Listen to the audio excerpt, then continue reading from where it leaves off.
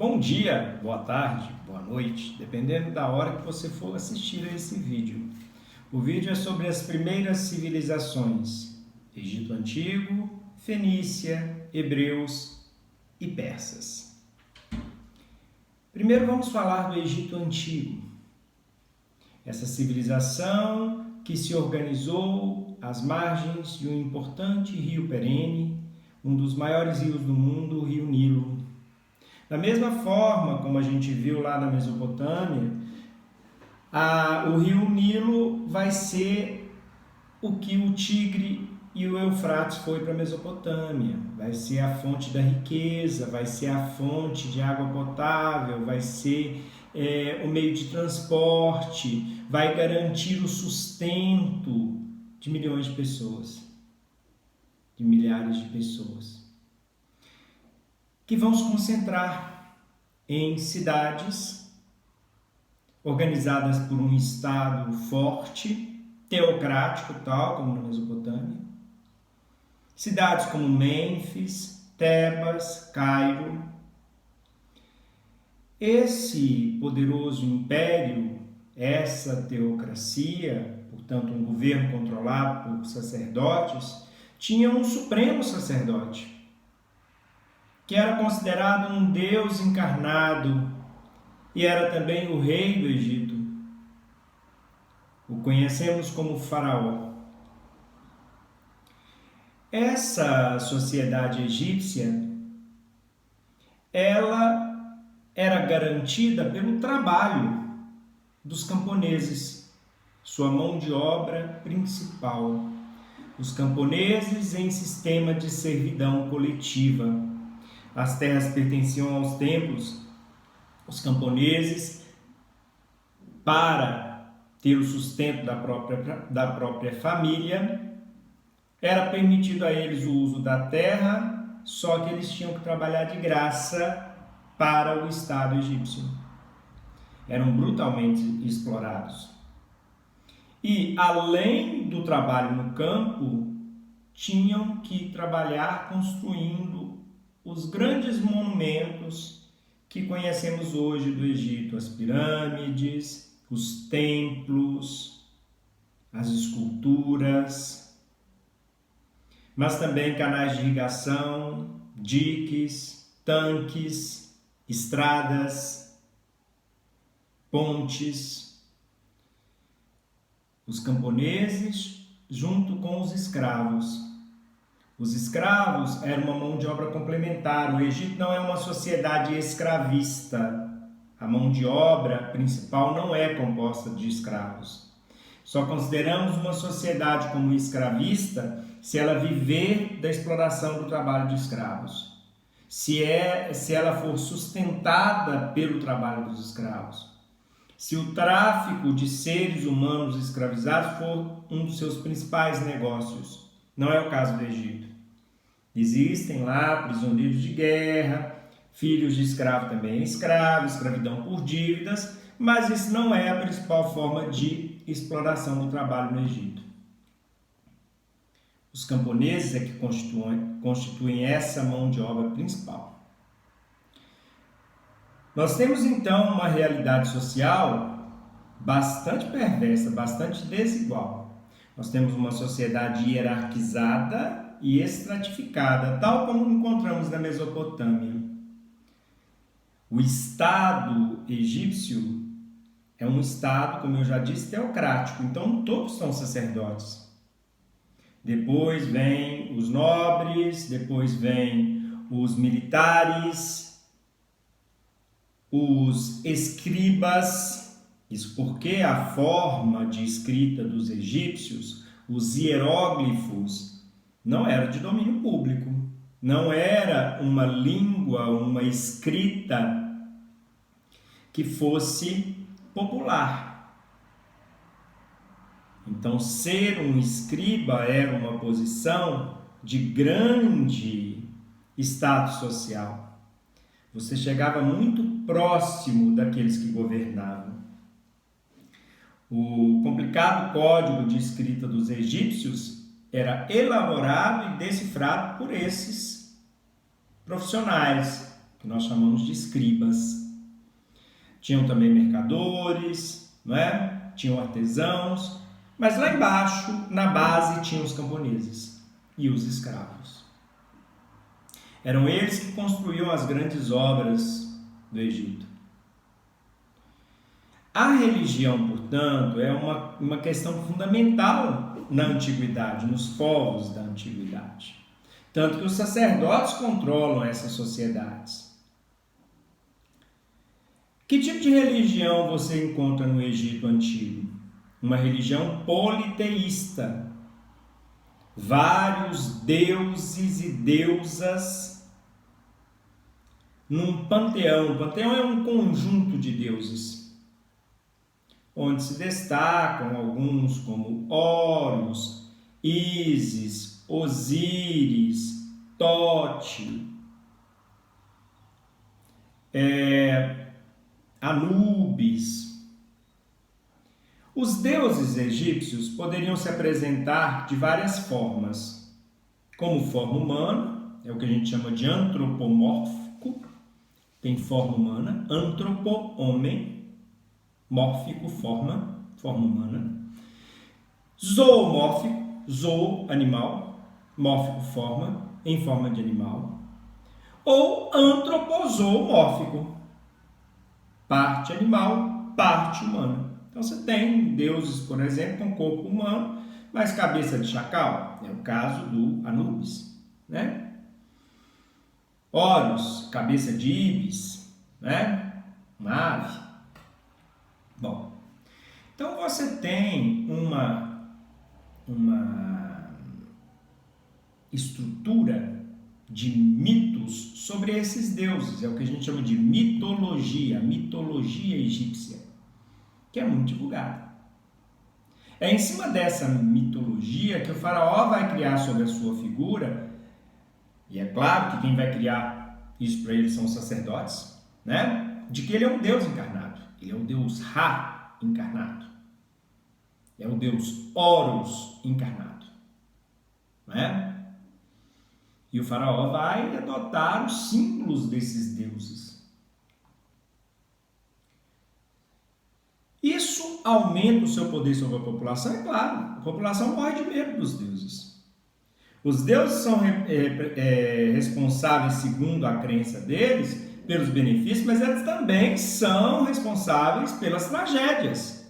Acredita-se que uma seca prolongada do Nilo é obra dos deuses, que uma praga de gafanhotos é obra dos deuses, que uma cheia violenta é obra dos deuses, tal como uma boa colheita, tal como um período grande de fertilização das terras e de grande produtividade agrícola. O Egito vai se constituir como um império muito poderoso ali na região, que vai estabelecer várias relações com vários outros povos ali, tanto na África como na Ásia, não é? Então nós temos uma sociedade, uma civilização egípcia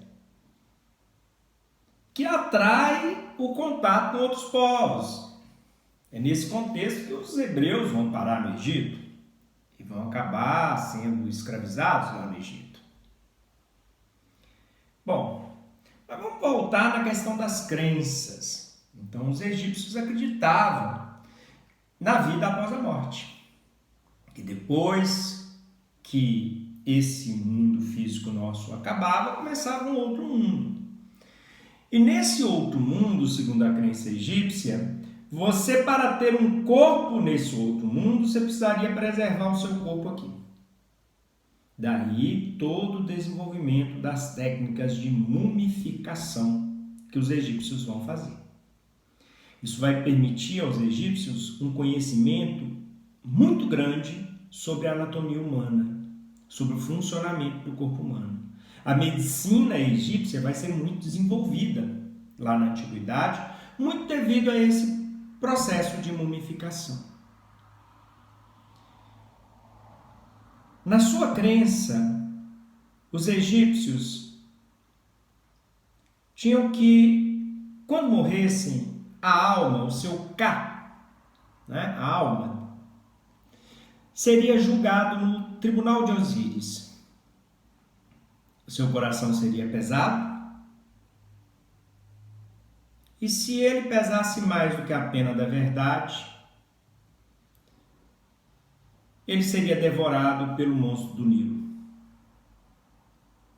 Mas, se ele fosse mais leve que a pena da verdade, ele entraria no mundo dos mortos.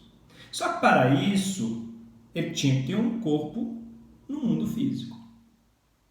No processo de mumificação, o corpo é retirada toda a água do corpo. Ele é desidratado. E também as vísceras.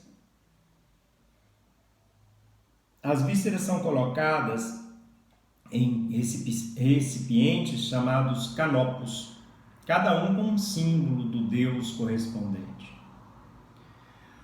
O coração, depois de desidratado, é mantido no corpo. É o único órgão que é mantido no corpo. Por quê? Porque vai ser pesado, segundo a crença deles, no tribunal de Osíris. Se esse morto é um faraó, como que vai ser o seu processo de mumificação? Vai ser comum? Não, vai ser especial. Ele vai ser colocado num sarcófago, um conjunto de 7 caixões. O mais interno de ouro maciço. A sua tumba será uma pirâmide. As pirâmides eram tumbas dos reis do Egito, dos faraós. Ele é colocado na tumba, na pirâmide, com seus pertences, com suas riquezas. Ele acredita que se ele fizer isso, ele também será um rei no outro mundo. Ele também será rico no outro mundo. Ele também será poderoso no outro mundo. E é por isso que ao longo da nossa história, ao longo da história da humanidade, essas tumbas foram sendo saqueadas, porque estavam cheias de tesouro. Daí a importância arqueológica ocorrida em 1922 com o arqueólogo John Carter. Ele descobre a tumba de Tutankhamon, intocada, não tinha sido saqueada. E aí é que a gente toma conhecimento de todos esses detalhes que eu acabei de passar para vocês. Bom, outra coisa aí que a gente vai perceber é que cada rei quer ser maior que os demais, por isso que a gente tem pirâmides, né? Cada uma maior que a outra. As maiores são as dos faraós Khafre, Kelps e Miquerinos, né? Muito bem. Outro dado aí é que o Egito é um império, então ele conquista outros povos. Faz prisioneiros de guerra e esses prisioneiros de guerra viram escravos. Um desses povos que foram escravizados pelos egípcios são os hebreus. Os hebreus se organizaram às margens do rio Jordão, na região da Palestina. Esse povo era formado por várias tribos, né? Essas tribos seguiam um livro sagrado, a Bíblia. Bom, esse livro sagrado dos hebreus, que na verdade eles a chamam de Torá, né? E que é o Antigo Testamento da Bíblia, esse livro sagrado esboçava uma fé monoteísta, diferente das demais civilizações daquele período, que eram politeístas. Os hebreus, então, eles vão sofrer com esse cativeiro lá no Egito, que vão ter em Moisés seu libertador, né? E aí eles vão se estabelecer ali na região da Palestina. Quando são dominados pelos babilônios, passam a ser escravos dos babilônios. É Ciro, rei da Pérsia, que vai libertá-los do cativeiro da Babilônia. Não é? E aí você tem a primeira diáspora judaica. Os hebreus vão sendo dominados por vários povos. Entre eles, os romanos. Ali vai ser, quando da época do Império Romano, a província da Judéia. Só que era uma província muito rebelde, que não aceitava o domínio romano. Foi então que o imperador Adriano promoveu a segunda diáspora. O que é a diáspora? É a migração forçada, é a dispersão de um povo. O povo é forçado a migrar. Ele é expulso do seu território. Né? A segunda diáspora judaica. Então, a diáspora é uma migração forçada. As pessoas foram expulsas. Então, no caso aí, você tem os hebreus sendo dispersados, sendo expulsos, tá? Por duas ocasiões. E foi aí que a região passou a se chamar Palestina, nessa segunda diáspora. Os hebreus se destacam também, como eu já disse, por ter uma religião monoteísta, que vai servir de base para duas outras religiões monoteístas, o cristianismo e o islamismo. Né? Então, do judaísmo surge o cristianismo, a religião com o maior número de adeptos no planeta, e a segunda religião com o maior número de adeptos no planeta, que é o islamismo. Todas surgem do judaísmo. Bom, muito bem. Só que nessa região, onde se situavam os hebreus, no atual Líbano, se formou a Fenícia, uma série de cidades-estado, como Biblos, como Tiro, né? Eram as cidades da Fenícia. Os fenícios eram excelentes comerciantes, navegadores, e produziram um tipo de escrita que até hoje nós agradecemos aos fenícios. Por quê? Porque eles foram os primeiros a montar um alfabeto. Uma escrita mais simples, uma escrita mais popular. Como eram excelentes comerciantes, precisavam de uma escrita mais ágil. Desenvolveram um alfabeto com 22 letras, representando sons, todas consoantes. Ué, não tinha vogais? Escritas não. Elas eram pronunciadas, mas não eram escritas. Tá? Os gregos copiaram os fenícios para fazer o seu alfabeto, e aí acrescentaram vogais. Os latinos copiaram os gregos para fazer o nosso alfabeto. Então, o alfabeto que nós utilizamos hoje devemos aos fenícios. Os fenícios vão colonizar regiões ali no Mediterrâneo. São eles que vão fundar a cidade de Cartago, na atual Tunísia. Cartago vai ser um importante império que vai rivalizar com Roma, com o Império Romano, lá no século I a.C. Bom, por último, nós temos um povo, os persas,